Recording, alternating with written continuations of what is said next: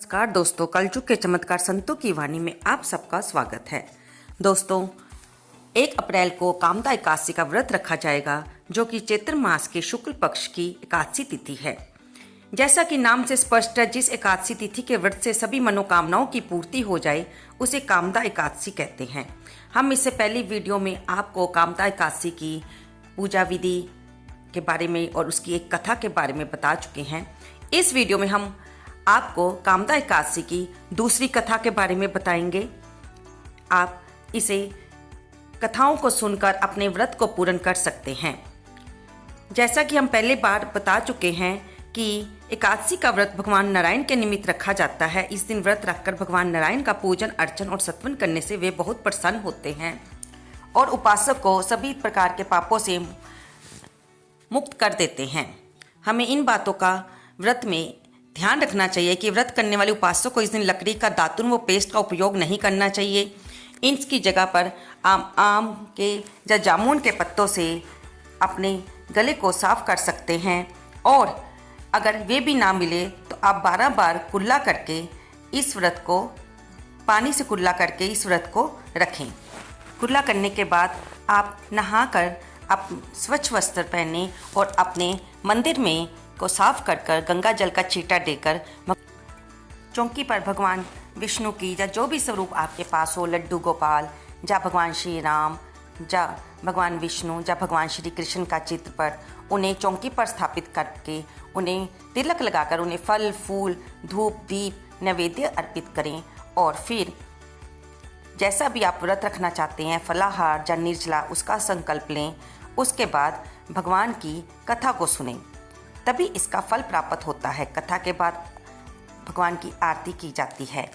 हमने पहली वीडियो में आपको ललिता के पति के राक्षस बन जाने पर फिर उसके द्वारा ये व्रत रखने पर उसे राक्षस योनि से मुक्ति मिली, इस कथा के बारे में बताया था।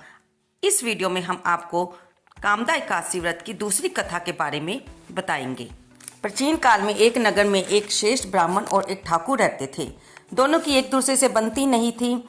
आपस में दोनों झगड़ा करते रहते थे। दोनों के आपसी झगड़े इतने बढ़ गए कि एक दिन ठाकुर ने ब्राह्मण को मार डाला। उसके इस कृत्य से उस नगर के ब्राह्मण काफ़ी नाराज थे। उसे भी अपने किए पर पश्चाताप होने लगा। बाद में उसने ब्राह्मण की तेरहवीं करने की सोची तो ब्राह्मणों ने उसके घर भोजन करना से इनकार कर दिया। ब्राह्मण के विरोध और गुस्से के कारण ठाकुर एकदम अकेला पड़ गया। उसके मन में अपने कृत्य के लिए जो ग्लानि पैदा हुई, वह उससे स्वयं को दोषी मानने लगा। मानसिक तौर पर वह काफी परेशान रहने लगा। अपने इस जीवन से वह बहुत दुखी हो गया। उसी दौरान उसे एक साधु मिले। उसने साधु से अपने इस महापाप के निवारण का उपाय जानना चाहा। तब उस महात्मा ने उसे कामदा एकादशी का महत्व बताया और उसे कामदा एकादशी का व्रत करने का सुझाव दिया। चैत्र मास के शुक्ल पक्ष की एकादशी तिथि आने पर ठाकुर ने उस महात्मा के बताए अनुसार कामदा एकादशी का व्रत रखा। कामदा एकादशी के दिन जब वह भगवान विष्णु की मूर्ति के पास सो रहा था, तब उसने एक स्वप्न देखा जिसमें भगवान विष्णु ने उससे कहा कि ठाकुर, तुम इस व्रत के प्रभाव से ब्रह्म हत्या के पाप से मुक्त हो गए हो। ब्रह्म हत्या के अपराध बोध से मुक्त होकर उस ठाकुर ने कामदा एकादशी व्रत के महत्व के बारे में लोगों को बताया। कामदा एकादशी का व्रत करने से व्यक्ति के सभी पाप नष्ट हो जाते हैं। विष्णु लोक में उस व्यक्ति को स्थान प्राप्त होता है और उसकी अन्य मनोकामनाएं भी पूरी होती हैं। इस कथा को सुनने के बाद भगवान विष्णु की आरती करें और फिर उनसे क्षमा प्रार्थना करें कि आपसे व्रत रखने में अगर कोई भूल हो गई हो तो वे अपनी कृपा से उसे क्षमा करें और अपनी जिस मनोकामना हेतु ये व्रत किया है, भगवान उसे परिपूर्ण करें। दोस्तों, कामदा एकादशी का व्रत आप 1 अप्रैल को रख सकते हैं और अगर इसे आप द्वादशी वाले दिन भी रखना चाहते हैं, 2 अप्रैल को व्यंजलि महाद्वादशी का पवित्र दिन है, आप उस दिन भी इसे जारी रख सकते हैं और दोनों दिन व्रत रखकर आप 3 अप्रैल को इसका पारण कर सकते हैं।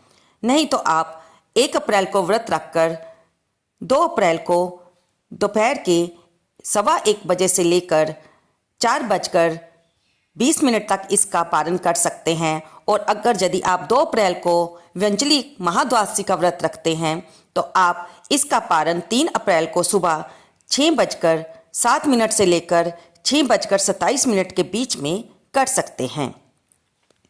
आपको ये जानकारी कैसी लगी? कृपया इसे लाइक करें, शेयर करें और कमेंट बॉक्स में जय विष्णु भगवान लिखना तो बिल्कुल ना भूलें। धन्यवाद दोस्तों।